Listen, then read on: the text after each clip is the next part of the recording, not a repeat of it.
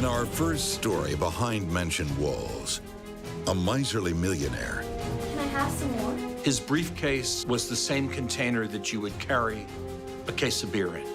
Spawns bad blood. Dad said, I'm not sending any more money. And later, people get concerned, you know, Jersey's a very small place. a billionaire's hideaway holds a birthday surprise. Nicholas!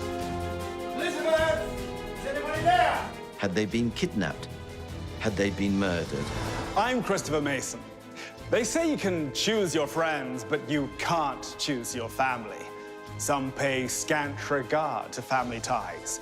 Ruthless relatives who cash in the bonds of kinship and destroy their own flesh and blood.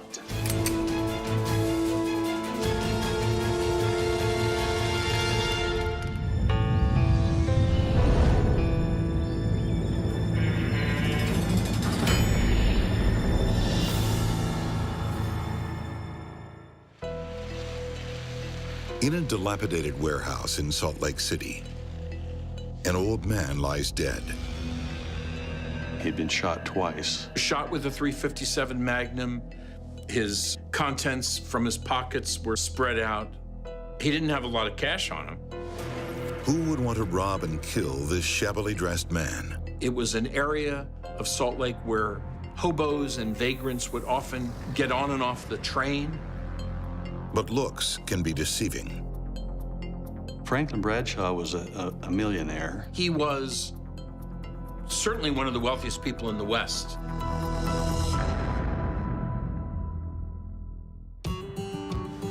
Salt Lake City, for its Mormon founders, the kingdom of God on earth. Like the rest of America, the kingdom thrives in the industrial boom after World War II. As families sprawl out to the suburbs, Utah businessman Franklin Bradshaw sees two surefire moneymakers: cars and fuel. Franklin Bradshaw essentially started with nothing, except a very strong work ethic. Franklin sets up a string of auto parts stores across Utah. The real money, though, came from federal oil and gas leases. He was one of the largest holders of oil leases in the United States. And from that, he amassed a fortune. By the late 1950s, Franklin's business is booming. But you wouldn't know it. Can I do a sandwich, Papa? Thanks, sweetie. He was very frugal and very ambitious. Very eccentric, odd individual who worked all the time. No mansion walls for this millionaire. Franklin and his glamorous wife, Berenice, bring up their kids in a modest home in suburban Salt Lake. His oldest daughter, Marilyn, remembers her father's only pleasure was work. He would get up every morning and he'd be to work at 7 o'clock in the morning. And that was 7 days a week. All of his life that I know of. His briefcase was the same container that you would carry a case of beer in. He put everything in it. He took to work every morning. The eccentric auto parts king pours almost every penny he earns back into his business. Anything else is darn wasteful. Can I have some more? It's just strange that somebody would be worth that kind of money and not spend it.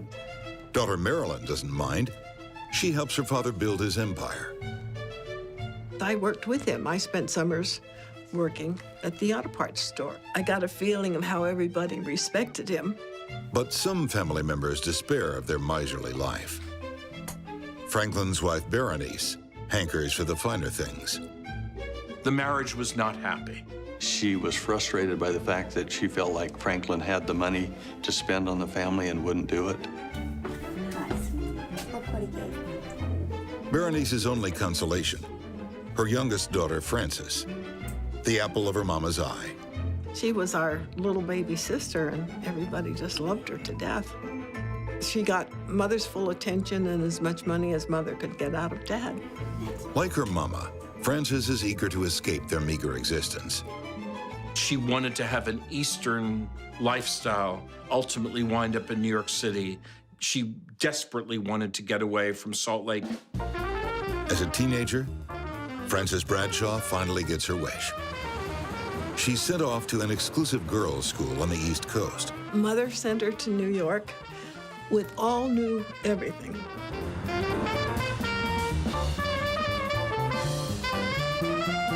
One bite of the Big Apple, and Frances is hooked. She wanted to live on the Upper East Side of New York. In fact, that's the only place she ever lived, in New York. 2 decades and 2 husbands later, the Bradshaw heiress is now Frances Schroeder, and she's firmly entrenched among New York's notables. Her mother, Berenice, often escapes Utah for a taste of her daughter's enviable life.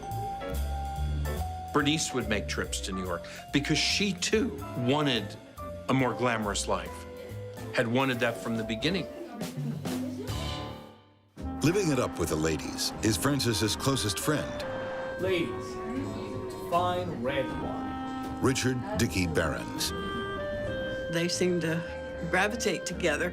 It was strictly a friendship, I'm sure, and they just liked to get together and talk about things and plan things that they never did.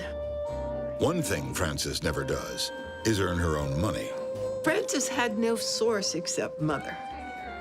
So anything that was done in Frances's name came from Mother. And Mama's money comes, begrudgingly, from Daddy. By now, Franklin Bradshaw is in his 70s, but he still likes to keep his hands dirty with auto parts. Here's a man worth millions of dollars, 76 years old, he's still working. Frances might reject her father's work ethic, but her 2 sons, Mark and Larry, don't. The teenage boys spend their vacations in Utah, helping out at Grandpa's warehouse. Our parents would invite the boys to Utah to spend the summers. And so they came out and worked the entire summer down at the Bradshaw Auto Parts store. On a summer's day in 1978, Franklin Bradshaw has no grandsons to help out. It's Sunday morning. Franklin is the first one in. The auto parts store is still closed, but that won't stop this early morning caller.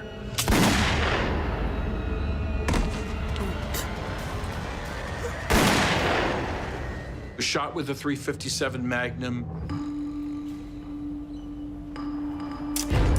Once in the back of the head and once in the back. His wallet was out, credit cards were strewn on the floor, his pockets had been pulled inside out, and the cash register was opened. So the police got there and they thought it was a robbery. Detectives discover this isn't the first time someone has stolen from Franklin Bradshaw.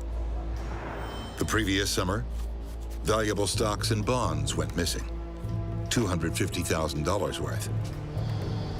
Workers at the warehouse had suspected the summer helpers, Franklin's grandsons.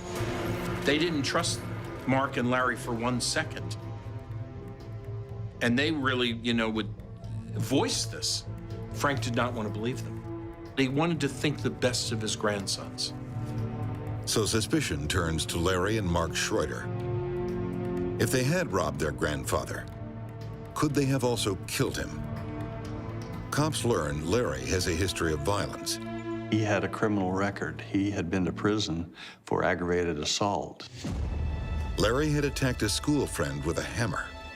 He basically tried to kill his roommate. But there's no evidence against him. And his brother Mark was in New York with his mom Frances at the time of the murder. There was nothing to tie either one of them to this murder. Meanwhile, Franklin's wife Berenice seems to be relishing the role of merry widow. She sort of had a ball after Dad died because she had all of his money. Berenice moves into a brand new condo in the more elite streets of Salt Lake City and starts spending her newfound fortune.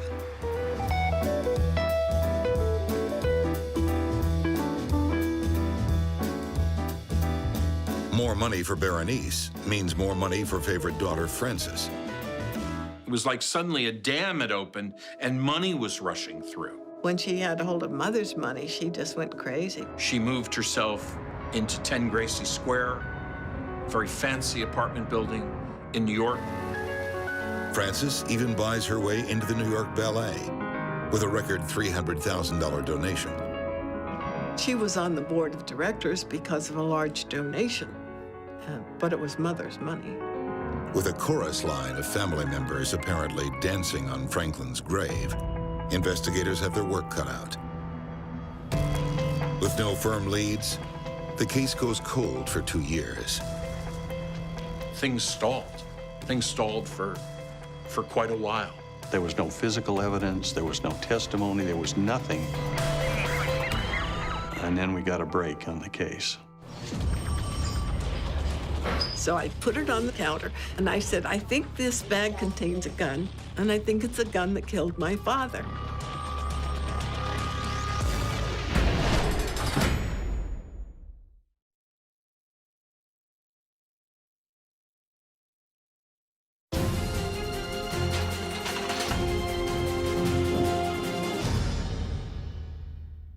Plenty of rich people I know are extremely cheap. That's one way of staying rich. Looks like Franklin Bradshaw has just been punished for his penny-pinching ways. And it seems everyone in his family has a motive to kill him. One of them even has the murder weapon.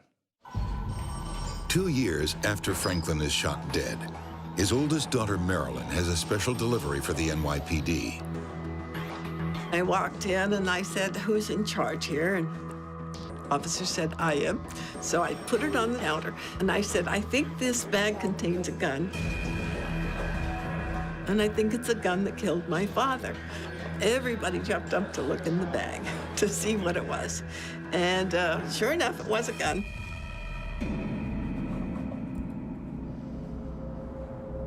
They run a ballistics check, and lo and behold, we've got our murder weapon. What was Franklin's daughter doing with the smoking gun? Maybe it was Marilyn. Maybe Marilyn did want the money. Marilyn tells the cops someone else gave her the gun. Her sister Frances's trusted friend, Dickie Behrens. Has he contacted Marilyn to clear his guilty conscience? I started milking him for what information he had. So I was able to use his paranoia and talk him into giving me the gun, which I promptly took to the police station. Dickie doesn't just hand over the murder weapon. He also tells Marilyn who killed Franklin. One of Francis Schroeder's sons.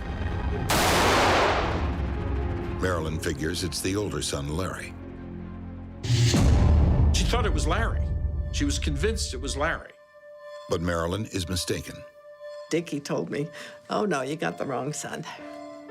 It was the younger son who did it. It was Mark. He had admitted to Richard Behrens that he had flown to Salt Lake City and killed his grandfather. With the murder weapon and Dickie's damning revelation, police have enough to arrest Mark Schroeder for murder in 1980. The teenager confesses to killing his grandfather 2 years earlier. He also admits stealing from Franklin. The year before the murder, according to Mark, they stole over $250,000 from their grandfather out of the warehouse at the Bradshaw Auto Parts Company.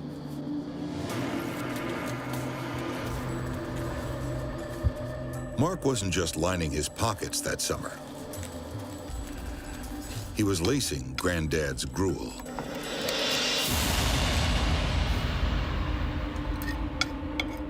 He attempted to poison Franklin Bradshaw with rat poison. He was going to put it in his oatmeal.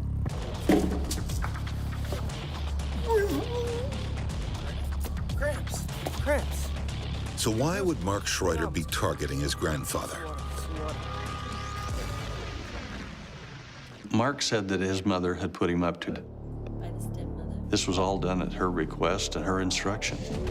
Get out! Was Mark simply a pawn in a deadly family game? Frances certainly liked control. She was not a very good mother. She had what we call a narcissistic personality. Everything had to be her way. There was no compromise. This Manhattan mom was more interested in scaling the social ladder than playing parent. Mark said that she would sometimes lock them out of the apartment, sometimes for days, and not let them come back. One part of Mark's story doesn't add up. Why would Frances cut off the hand that feeds her? How could she possibly have persuaded her son to do this? And the even larger question was, why? Could Mark be framing his mother as revenge for her poor parenting? Police decide to arrest Frances Schroeder, Can we come in, please, ma'am? raiding her apartment on the Upper East Side. Excuse me, ma'am. When they came in, Frances was on her way out the window, and they're not sure whether she was going to commit suicide or whether she was just trying to hide by climbing out the window, but they literally had to pull her back inside the apartment. 4 years after her father's slaying, Ma'am, just calm down. Frances is charged with first-degree murder. She pleads innocent, insisting her son Mark acted alone. After she got charged, she put all of the blame just on Mark and said it was all his idea. He carried it out on his own. Utah is poised for a sensational trial as mother and son go head-to-head. For Sister Marilyn, it seems surreal. The reason I can talk about it, I was able to step back and watch it happen. Someone not content to sit back and watch is Frances's faithful pal, Dickie Behrens. The man who held the murder weapon also holds the key to this case.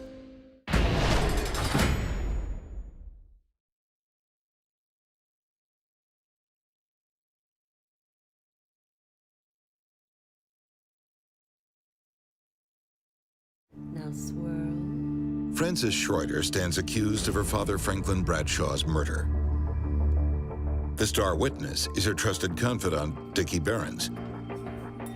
He has already implicated her son, Mark. Now, Dickie is about to put his old pal Frances in the social pages for all the wrong reasons. Frances owed Richard Behrens $3,500, and she would not pay him. That's loose change for Frances. But that unpaid debt is enough to make Dickie spill the beans. Frances had told him that she was behind it, and she was going to have her father killed because he was going to change the will and cut her out entirely. The court hears that just months before his murder, Franklin Bradshaw decided to end his daughter's Manhattan lifestyle. Dad had said, I'm not supporting you in New York anymore. How do you expect me to live? You can come back to Utah. but I'm not supporting you in New York anymore. I'm not coming back to Utah. I don't care what you do, but I'm not sending you any more money. Swamping New York high society for suburban Utah is too much to bear for Frances. She knows she'll have her mother's support if her father is out of the way. The reason Dad was killed was because Frances knew that if Mother had Dad's money, Frances had it. At first, Frances seeks professional help. There was apparently a hitman that Frances had engaged the services of for $5,000 to kill Franklin Bradshaw. He took the money, but he never came to Salt Lake to carry out the murder. Burned on the murder deal, Frances looks closer to home. Her 17-year-old son, Mark. He wanted to please his mother. He did not want to be out in the cold. Her basic thing to Mark was, you have to do this. Grandpa's old. He's got a lot of money. You need to do this so that your family can survive. You need to do this for us. That's the right thing to do. Her rationale was, it's not really killing, Mark. It's not really killing. It's the right thing to do for us. Mark Schroeder flies to Salt Lake City. He knows his grandfather will be the only one working early on a Sunday morning.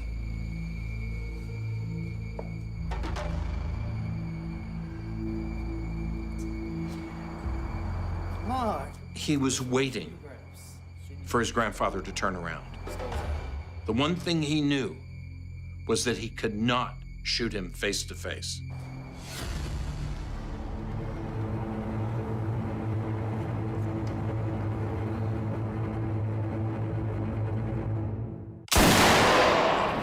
one shot to the back, which sent him hurtling to the floor, face down. And then another shot at close range to his head. He needed and wanted to make sure he was dead because he didn't want to have to face his mother, Frances. And as he said, I didn't want to have to come back and do it again. And then got on a plane and flew back home to New York. Mark presents his mother with a memento. She told her son what to do, and he followed orders. And I think he brought the gun back to prove to his mother that he's the one that had done it. I did it. Are you sure? Yes, I'm sure.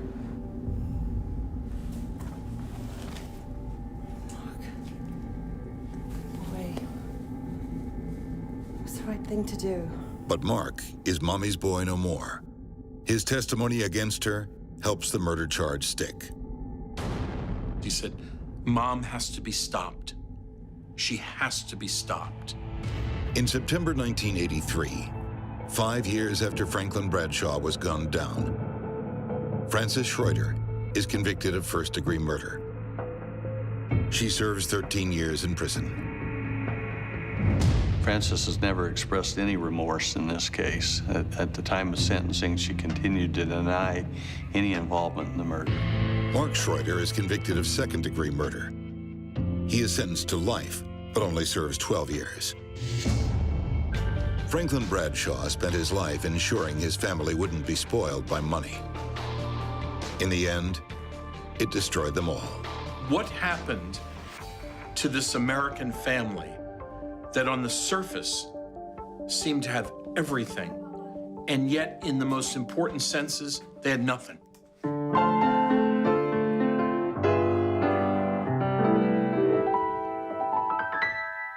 Ah, families. One minute they're all having a jolly sing-song around the piano. The next, someone's orchestrating a murderous vendetta. And when you add serious money to the mix, things can go decidedly off-key, as one family finds out when their world comes crashing down.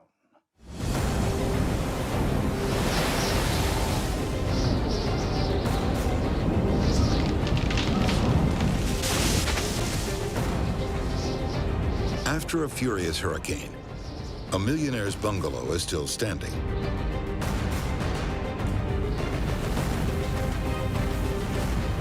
But a friend senses something's not right.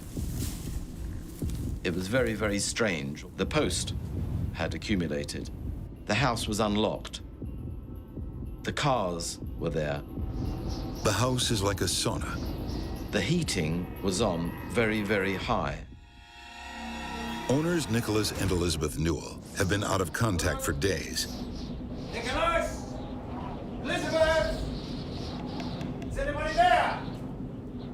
It's as if nature herself has swallowed the wealthy couple. Elizabeth and Nicholas Newell just disappeared from the face of the earth. They were never seen again. The tiny windswept island of Jersey, a remote British hideaway in the English Channel, straddling two cultures. It's a kind of mixture of England and France. It's got beautiful rolling green fields, tiny little alleyways. Jersey's best known for its brown cows, its beaches, and its billion-dollar bank accounts. It's a tax haven. Got a few $1 million to hide? Forget the Cayman Islands or the Bahamas. Jersey's the #1 offshore tax shelter on the planet. Roughly $5 billion per square mile is invested here.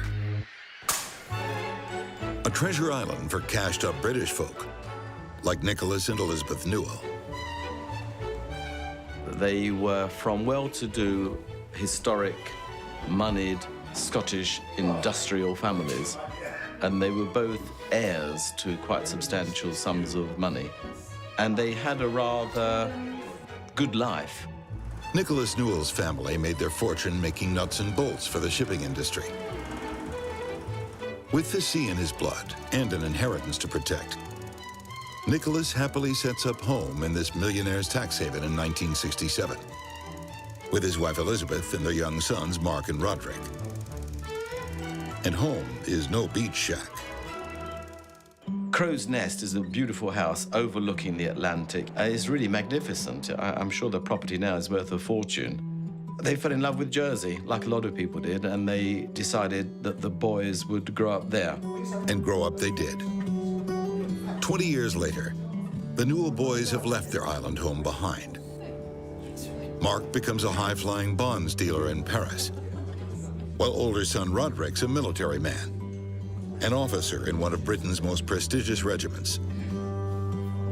In October 1987, the two sons make a surprise trip home for their mother's 48th birthday. They take Nicholas and Elizabeth to one of Jersey's finest restaurants, where they dine on lobster and lavish desserts. The champagne flows freely at the sumptuous dinner.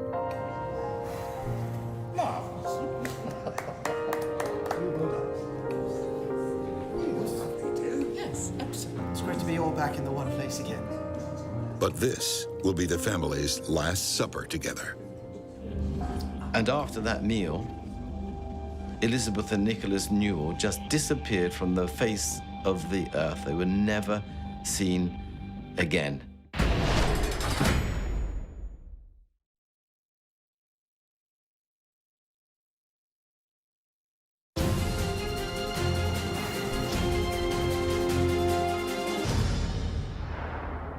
Storm clouds are gathering over the tiny tax haven of Jersey. On October 15th, 1987, days after Elizabeth Newell's elaborate birthday bash, Jersey is hit by a hurricane. The island's grand mansions aren't the only casualties. Elizabeth and Nicholas Newell also seem to have gone with the wind. The great storm disrupted everything. Trees were down, lines were down, communications were very, very bad. As Jersey's wealthy elite survey the damage and start calling their insurance brokers, the Newells are missing in action. They had missed appointments for the doctor, for the optician. People get concerned, you know, Jersey's a very small place. Many assume the hurricane took their wealthy friends. Nicholas! Elizabeth! Is anybody there? There were people who thought that they would have gone walking on the cliffs and been swept off during the storm. Jersey's rugged hills are riddled with abandoned World War II bunkers. And every now and then people would go into them and get stuck, so they thought maybe they had gone missing in one of those. A meticulous search turns up nothing. But Jersey police do find a fascinating plot in the Newells' finances. In the past year, their assets have also started to disappear. I think it's fair to say that they had run into financial difficulty with their investments. A year earlier, Nicholas and Elizabeth sold off the family mansion to close friends. To freedom? To freedom. The couple moved into a modest bungalow. If you make the contrast between the two properties of this stunning residence at Greve de Lec and the rather run-down, grim house, is really quite staggering, the contrast. Why the humiliating downgrade? It seems a series of bad investments meant the Newells' wealth was draining away. Could this have anything to do with their disappearance? Perhaps the couple simply boarded their yacht and sailed away to a new life. They've either done a runner or it's a financial issue. They thought maybe they had faked their own disappearance. In mysteries, people have disappeared sometimes for an insurance claim. Could it be an insurance scam? Sons Roderick and Mark can offer no clues. They'd flown back to London the day after Elizabeth's birthday dinner. And now, as the mystery deepens, the boys return to Jersey to defend their parents' name. There's absolutely no reason whatsoever for my parents to go without leaving word.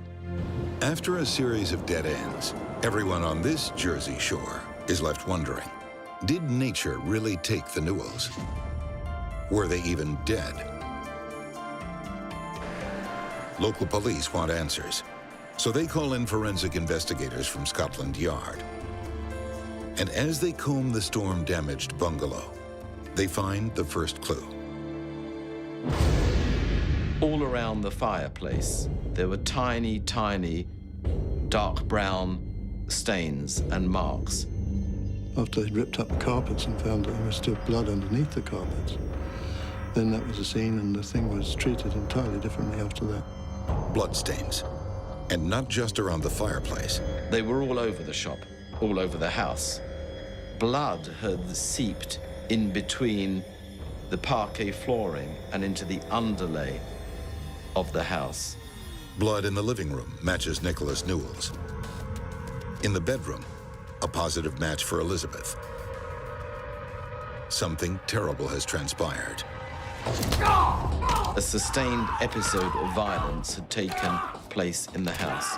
And that was when the nature of the case transferred from being a missing persons case into a double murder. A Jersey court declares Nicholas and Elizabeth Newell officially dead.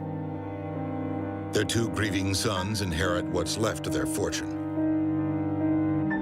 Cautious Mark, with his business acumen, invests his inheritance. And Roderick, he buys a yacht to sail around the world, intent on washing away his tragic loss. He said, look, I'm just going to have a fresh break, a new beginning. I'm going to turn the page with all of this and start a new life. As the boys console themselves with what's left of the family fortune, investigators ramp up their search. And it pays off. In dense woodland near the Newells' former mansion. Suddenly we're looking around and there's the remnants of a fire.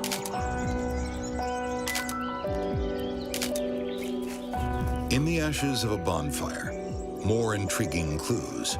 Spectacles that had been prescribed to Nicholas. Nicholas Newell's glasses and Elizabeth Newell's handbag. Police dig up the site, expecting to find human remains. They find nothing. Without bodies, the case drags on for 5 years. But over time, more family secrets bubble to the surface. I think the parents were, like a lot of British people, a little bit cold and remote. There wasn't a lot of love shown there. It seems Mark and Roderick Newell had a rocky relationship with their parents. Mark's childhood friend Nick Simon says the Newell boys were banished to boarding school at a young age. I think from the age of 8, quite sort of harsh upbringing, you know. So 8 years old is quite young to go to school by yourself. Did the boys have a vendetta against their parents? They were the last people to see them alive. One person who doesn't trust them is Nicholas Newell's brother, Stephen. Uncle Stephen, Nicholas's identical twin brother, always suspected the boys. Suspicions are not enough. He needed hard evidence. Stephen is approached by police with a plan. He arranges a rendezvous with Roderick Newell at a Scottish hotel, with cops recording every word. My brief to Stephen had been, don't, under any circumstances, lead him down the path because this will end up inadmissible. Let him do the talking. And Roderick has plenty to talk about.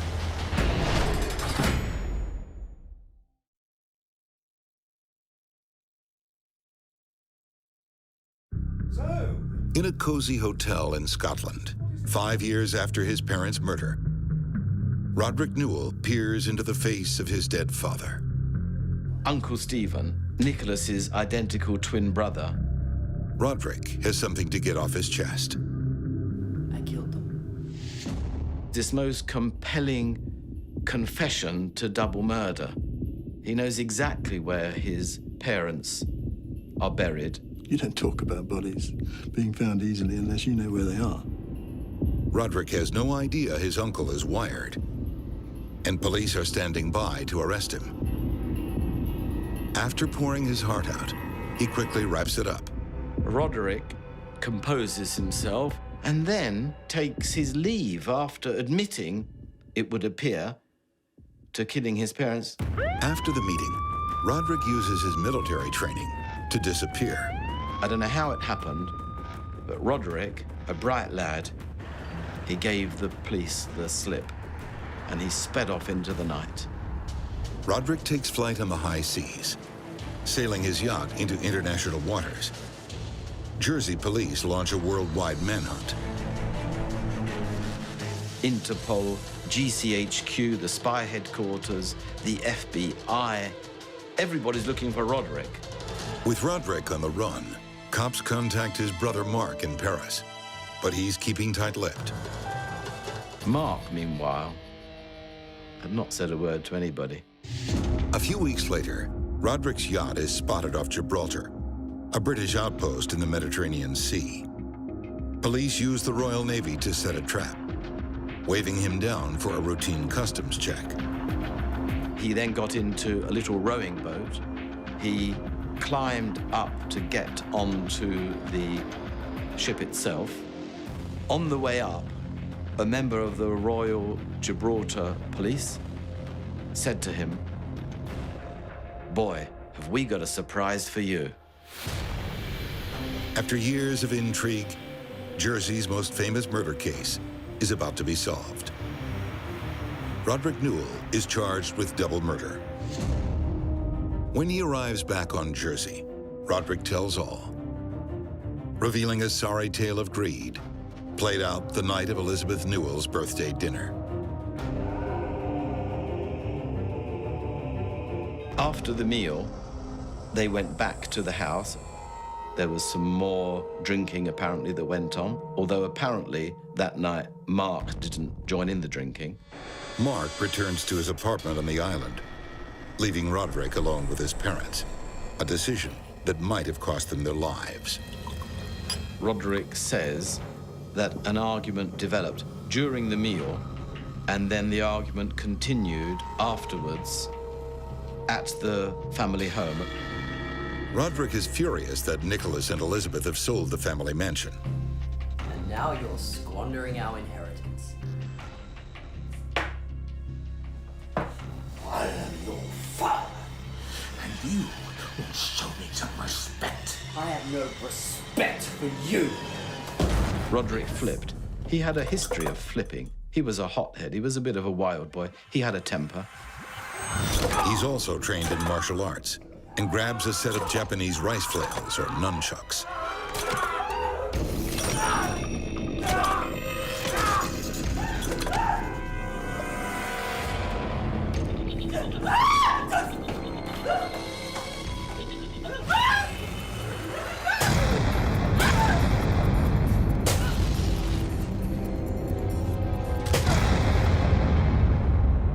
In the army, Roderick learnt every aspect about what it entails to be an officer, which of course involves training how to kill people. But it was certainly a very violent death. There were lots of blood all over the shop, unfortunately.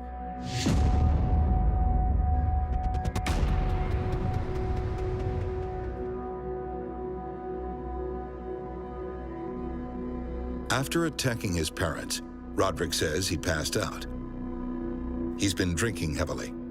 Only when he wakes does he realize what he's done. Roderick can't even remember the details, but something went down. 2 people were dead.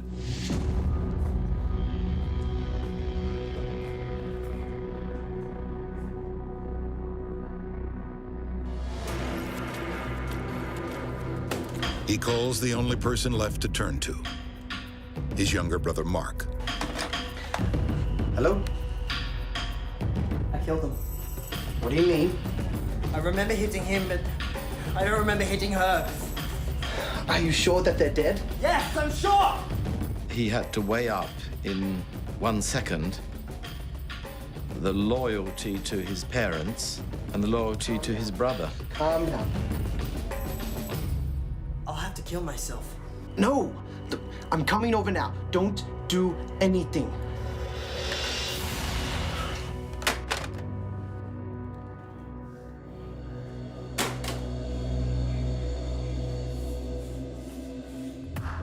Mark doesn't call the police.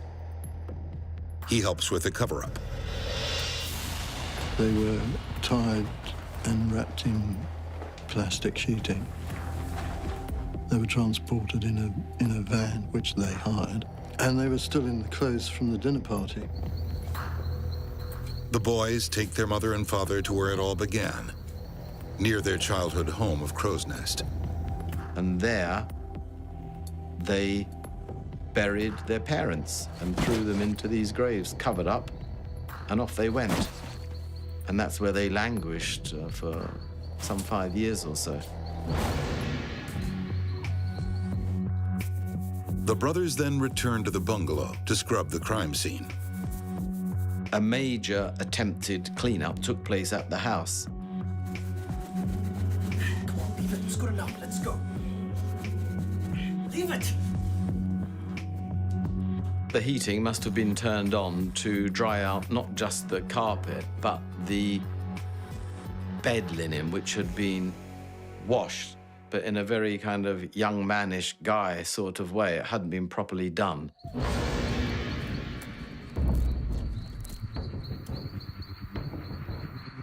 They also turn up the heat by building a bonfire to burn the remaining evidence. After Roderick's detailed confession to the cops, his brother Mark finally admits he helped dispose of his parents' bodies. Roderick directs detectives to the burial site, where the bodies of Nicholas and Elizabeth Newell are recovered. In August 1994, Roderick Newell pleads guilty to double murder and receives 2 life sentences. Mark pleads guilty to being an accessory to murder twice and receives 2 concurrent 6-year terms. But good breeding and good behavior pay dividends, even in prison. After just 20 months in Her Majesty's custody, Mark Newell is released.